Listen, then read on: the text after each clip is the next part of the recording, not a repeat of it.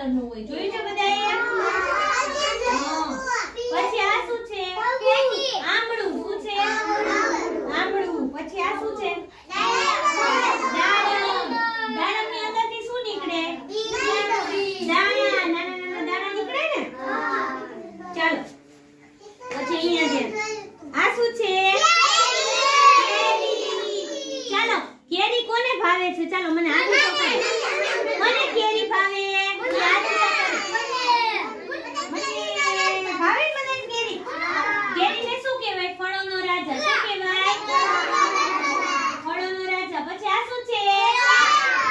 કેળું very good પછી આ સફરજન